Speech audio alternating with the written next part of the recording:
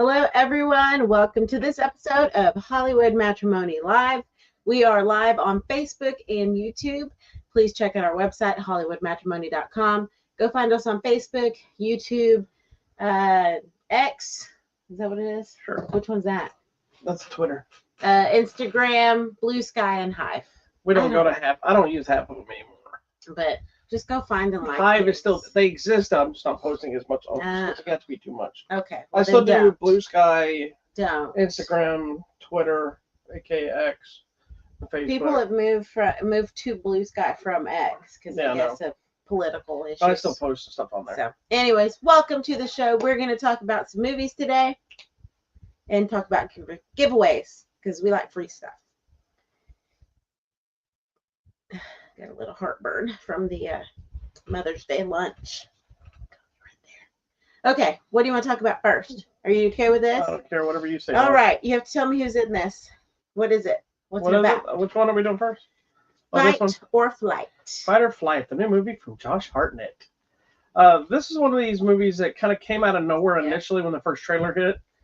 And it looked like one of like, hey, this looks like a fun action movie, but it also looks like the initial trailer looked like it might be like a straight to video type throwaway movie that you were gonna be like, eh. But it's essentially Bullet Train in an airplane, and it's fantastic. It is really fun. It's a little all over the place with the story, and some of the story is a little predictable and cheese. But that's not what this movie's about. This movie's about the action, the fighting, and there's a buttload of it, and it's all really well done. Yes. This is not the Josh Hartnett you're used to. Oh. He kind of gave me vibes of like Bruce Willis from The Last Boy Scout. Kind of he's kind of a tough guy, badass, but he's also kind of like, screw this. Yeah. Kind of drinks a lot, kind of giving up, and then he's thrust into this situation. Exactly. So, yeah, all you need to know is Killers on a Plane. Yeah. It's fun. It's insane. It also kind of gave me a vibe of Passenger 57. You don't even know what Passenger 57 is? I feel like I remember it, yes. I was gonna go like Snakes on a Plane, but it's not. No, nothing like Snakes on a Plane. But it's just a full-on action movie. It is very much Bullet Train on a plane. It's filled with great action, some humor, and clearly they're hoping to do more because the end of it is almost a cliffhanger. Yeah. It's ending, but at the same time, it's not. It has a moment of like, the scene is literally, we're not done. He's like, oh, and then it ends. And so I don't think there's any other teaser or anything that we had to show that what else might be going on. So clearly they were hoping. I'm excited. Yeah. And it really is good action. And I think the thing I like about this is because it's just, I guess, what would you call these people? Hitmen? Yeah, they're all assassins. Whatever. So because of that, you get a wide variety of fighting styles. You have like monk people. You have people that are just like, what is the pew pew pew? Guns. Florence Pugh going pew pew pew. But people just with like guns, with knives, with weapons, no weapons. Explosives people. You got just straight up fighters. You got all different styles of fighting, which I found a lot of fun. That's the other thing. And it's just a fun flick. It's a kind of movie that would remind you of like the 90s. Yeah. Very small on story. They try to add just enough of twists and turns, but it's super easy to figure out. It's not like there's anything super smart about it. It's there to do the action, and they don't pull any punches on it. It's violent. It's bloody at times. It's chaotic. It's high energy. High energy. Sure, there's some elements that you're like, whatever, but it doesn't you also matter. buy into the nonsense, and so that's what makes it so fun. Oh, and it has one of your favorite people. Which one? The dude, the fighting dude. Oh, Marco Zerrar. That's all that we need. Yeah, he only got a very small part in That's it. That's okay, but he got to speak and say some stuff. Yeah, at least he was there. But he doesn't always get to speak other than like, let's do this or come on. And most of the movies he gets to speak a little bit more than that. Just a lot of the ones you've seen. The one I've seen, he doesn't. He's just like fighting. Let's just fight. But yeah, he was great in this too. He was a selling point that I honestly forgot he was in. That was one of the reasons I really wanted to watch it. Excuse me. After I saw the first trailer, I was like, and then I saw that he was in there. I said, okay, well, I'm going to watch this no matter what now. And then I forgot when we sat down to watch it, and then I saw him, his name in the credits, and then he shows up on screen. I'm like, oh, and then I was all in for the rest of that. And I feel like this was just a good experience too, because we went kind of early. Isn't this the one we saw at the theater? Yeah, down the hallway in our theater. Oh, which is We the one watched I'm that one thinking here. that we went to go, and it was, and maybe that was last week. We watched too many movies. You think about Thunderbolts? I think when we went and saw it early, Oh, it was so good, good, and there was no one there. I mean, there was a lot of people there, but it was like we had a lot of space. It wasn't crowded. Yeah, no, this one we watched at home, dear. We did? Yeah, we watched it in the theater. And it was so good. Yeah. Okay, never mind. We watched it. We had a good experience. We watched it in our home theater. Good theater experience. Yes. All right, check it out. Yeah, we bougie. Go to the theater. We bougie. We got a home theater. Go watch it at the theater now. Yeah, it's playing. It's probably on a limited release, but if you can find it, watch. It's a fun movie. Okay, next. This one everybody can go watch because it's on Netflix. This is the new movie of the week, Nonnas. Movie of last week. And so I wore my Nana. I think we're a week behind on it. But no, it came out this week. Did it come out Friday? I thought it came out last week. It came out this week. Oh, okay. It's brand new. Okay, I thought it was the week before. Sorry. No. I'm on top of things, Betty. What is this movie about? Nonnas. It's about a bunch of Nonnas, which are Italian grandmothers, not to be confused with Nana, which is why I got my Nana shirt on, because it's Mexican grandmas. And so this is based on the true story of a man who opens a restaurant with a bunch of Italian grandmothers doing the cooking. And I've seen it on the internet. I saw it a lot during COVID. And it's still open, and it's very successful. Yeah, so a lot of fun. And it has Vince Vaughn, and I can't resist. Yeah, but it's not the Vince Vaughn you normally get. This is a toned down, kind of serious, dramatic. Vince Vaughn. There are some laughs here, but this movie I think really works because of the ladies. Yes, it's their movement. Now I will say, I was not really interested when we first started.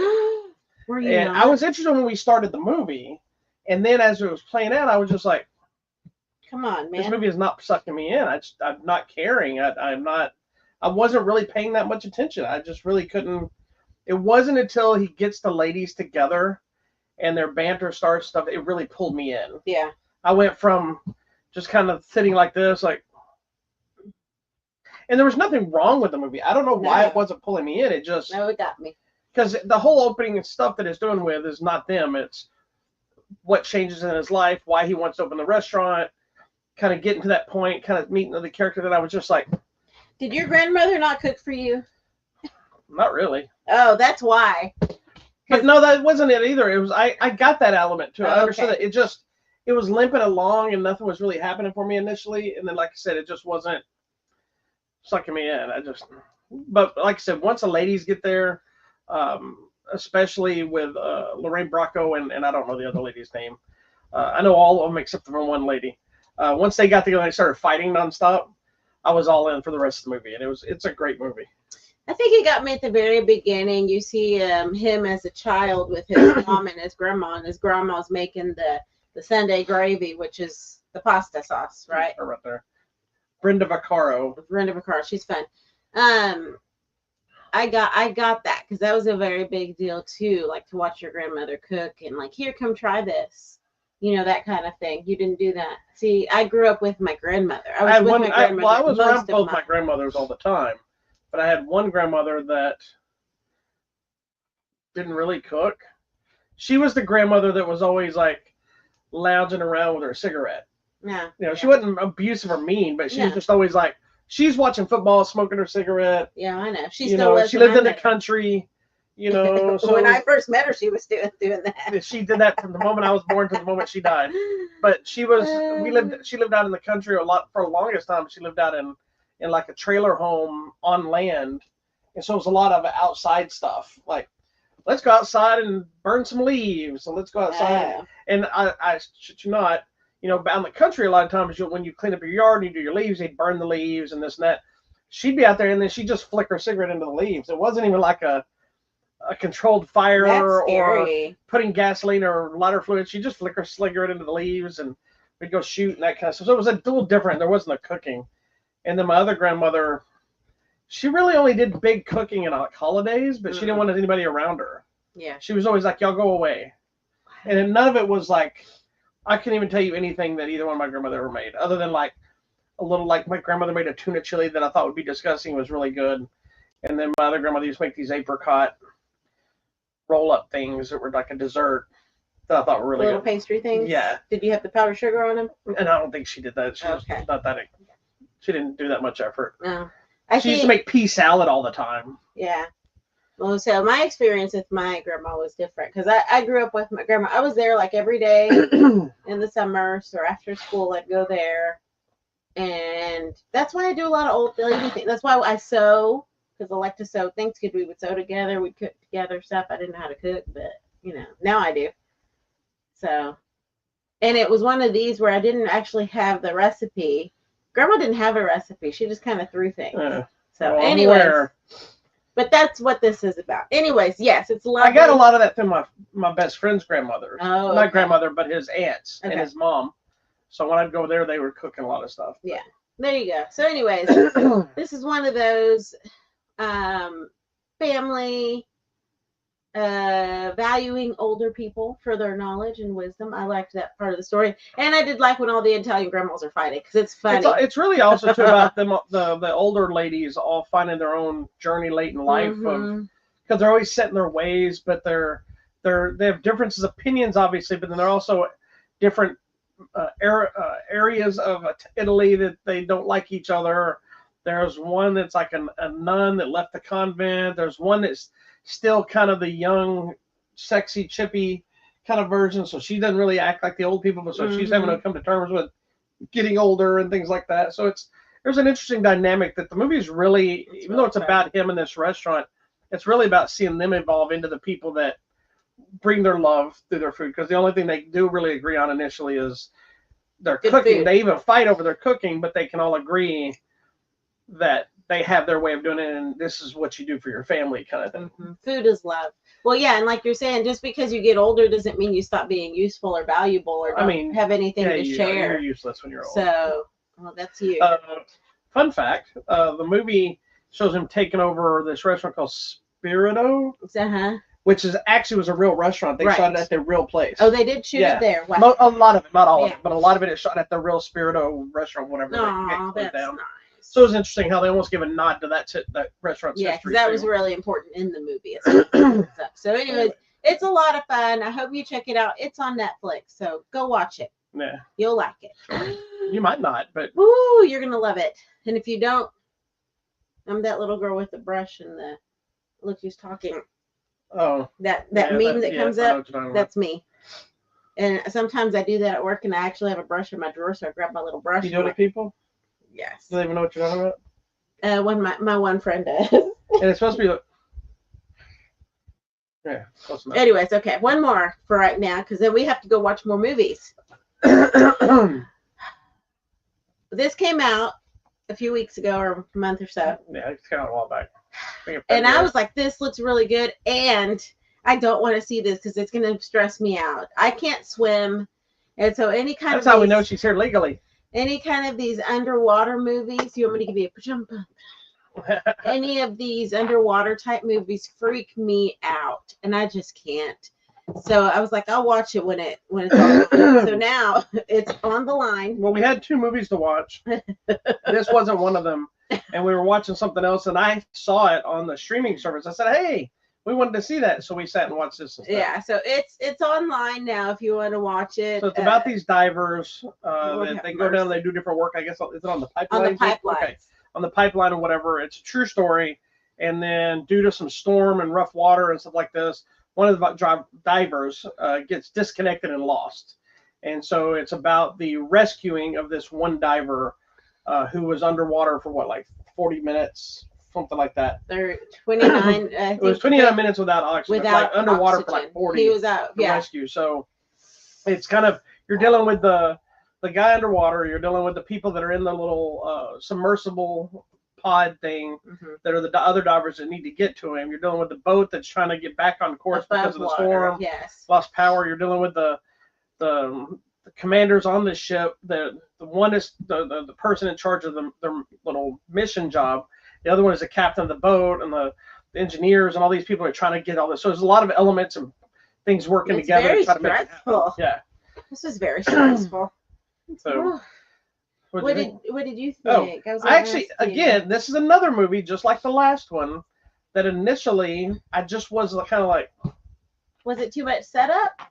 It's not too much. Again, I don't know why. What happened to your head today? Something. It's Sunday. It's the not brush your hair. I don't brush my hair, put on pants on Sunday. Except today is Mother's Day. I had to. It's ruined you had to go my see day. your mom. I didn't. Anyways. I didn't say that I wore pants to my mom's. Did you not wear pants to your mom's? You had to go pick up food. Did you walk in a restaurant without pants?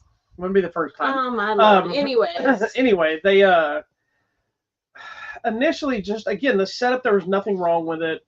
It was kind of limping along for me, and I'm like, and I think in this case, it was more about the anticipation and knowing where we're going with the story.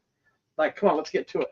Yeah. Because I didn't sit down with the initial plan to watch this movie, so my brain wasn't. You weren't prepared. Yeah, we were doing something else, and then we decided to watch it, and I had to go deal with dog stuff first, and then came back, and then plopped down. I'm like, all right, play it, that kind of thing. Yeah. And so it took me a minute to get with it. So I think it was a me thing, not a movie thing. Yeah, because see, most movies we watch, I have no idea what we're watching or what it's about because you've told me and I've forgotten because I don't pay attention. And so most movies I go in are like that. Like I have no idea what we're watching. Let's see what we get. So I get more excied about it. This one, though, you already knew about it because of your paranoia about it. Yeah. So it's like, oh, this movie.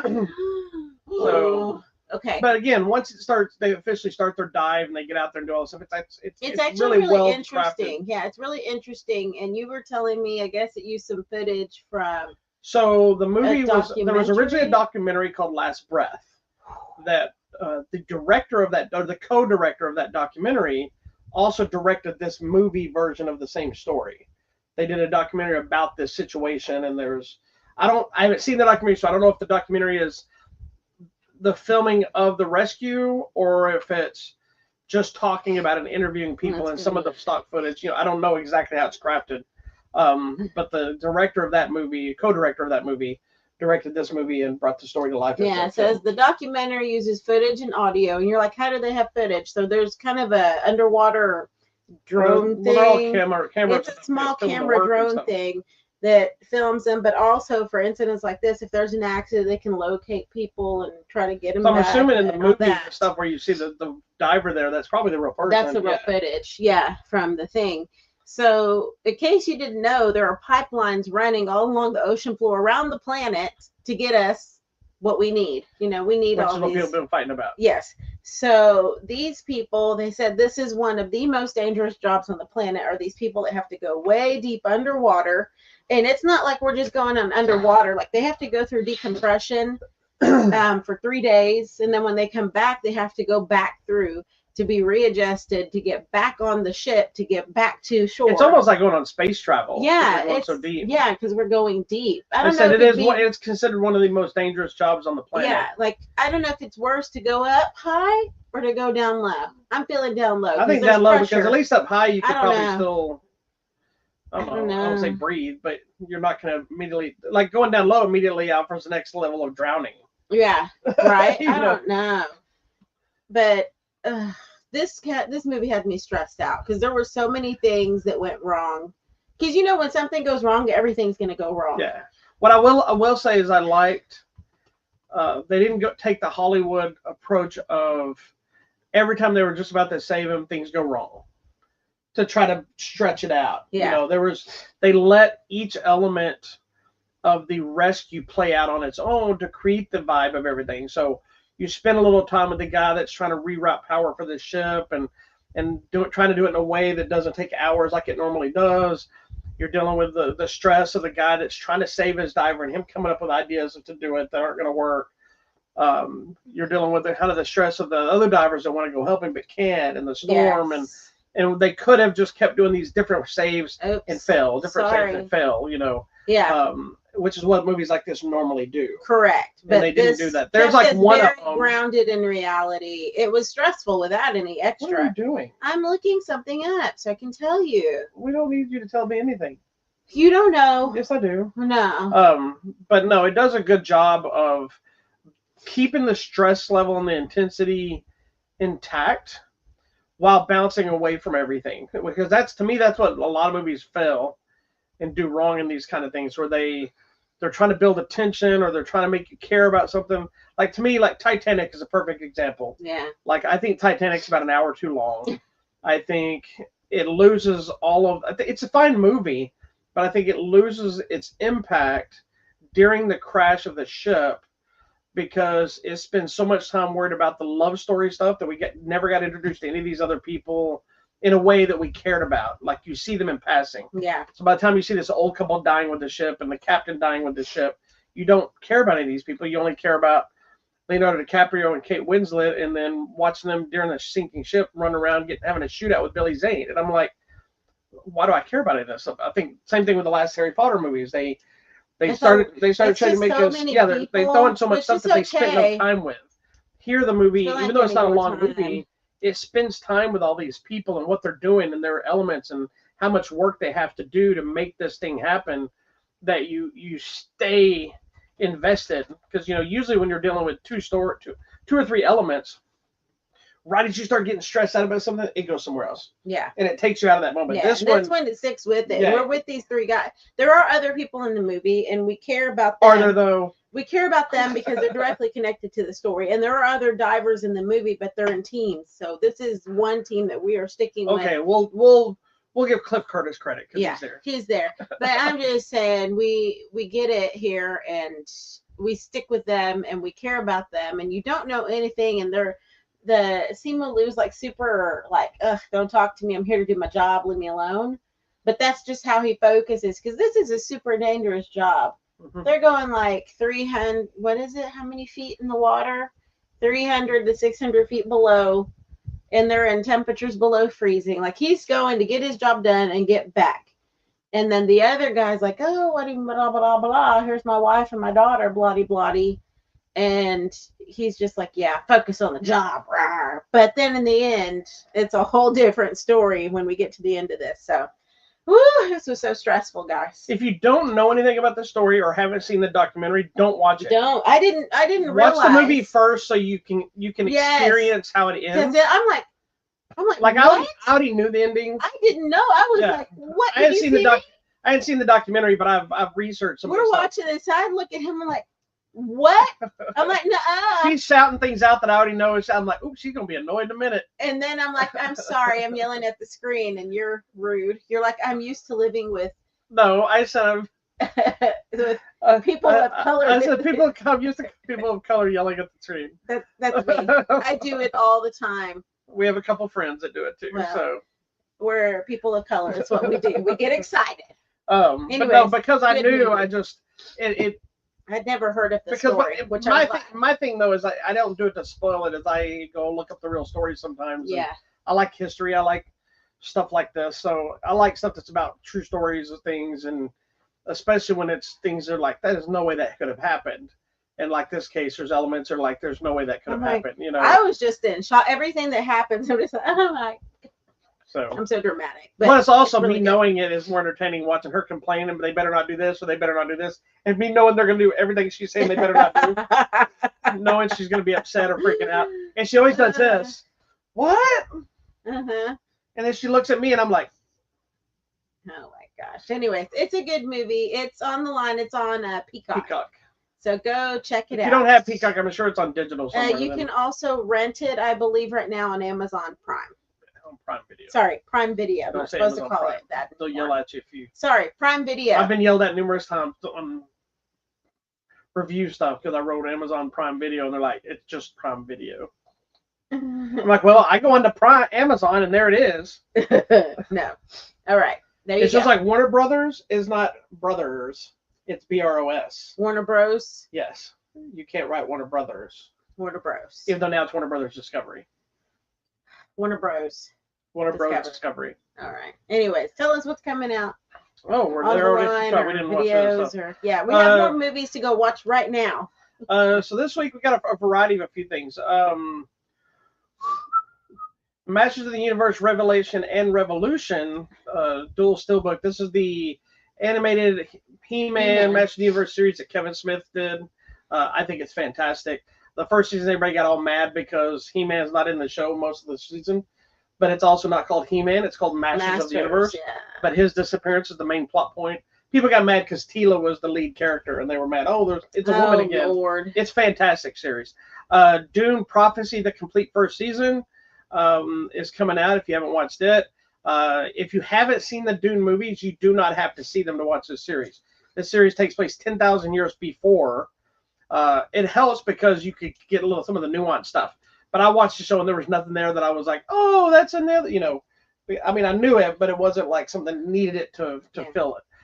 Landman season 1, which is the Billy Bob Thornton, Demi Moore, and John Hamm series. It's also from Tyler Sheridan. Everyone's in that show. It's Tyler Sheridan, who did Yellowstone and Tulsa King and Mayor of Kingstown. It's his other show.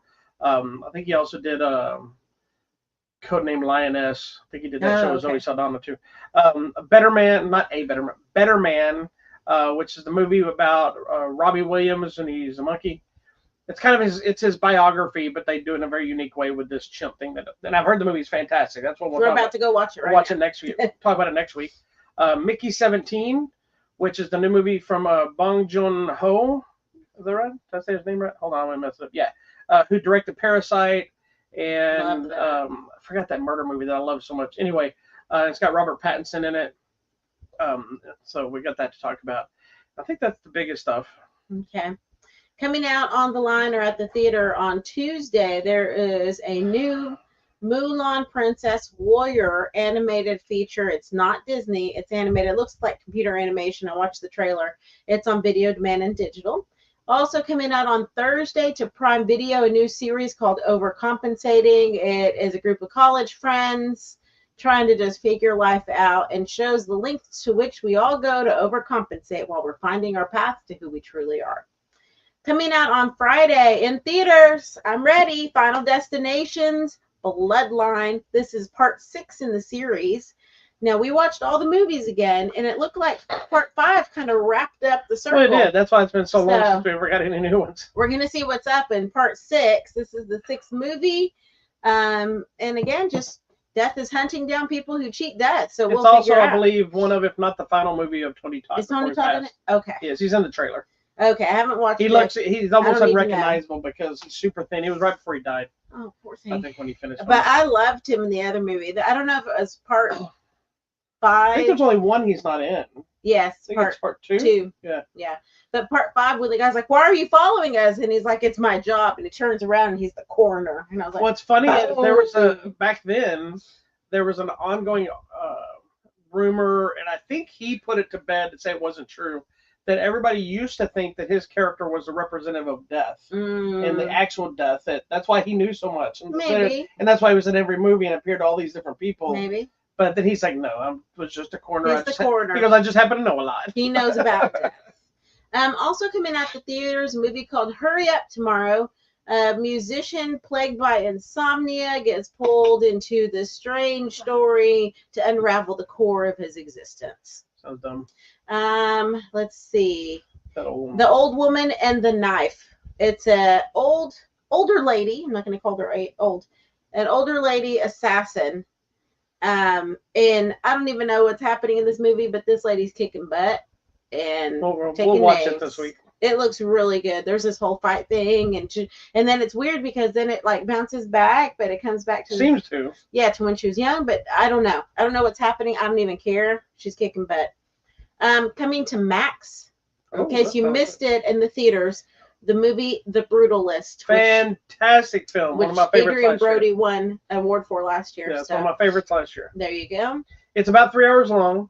It's a little hard to watch sometimes, but it's fantastic. Well, the good thing is at home you can take a break and come back. Any of this? There's a lot of things online, video demand and digital, but you know, if you had to pay for it, you might not watch it. I don't know.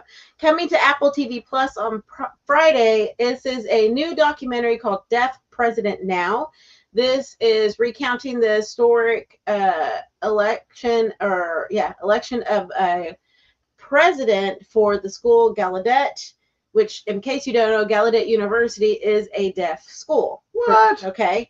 But they decided at that time to hire a hearing president, even though there were several qualified deaf candidates. So the students took to protest, and there you go. So it's the story of that. Gal Gadot show up?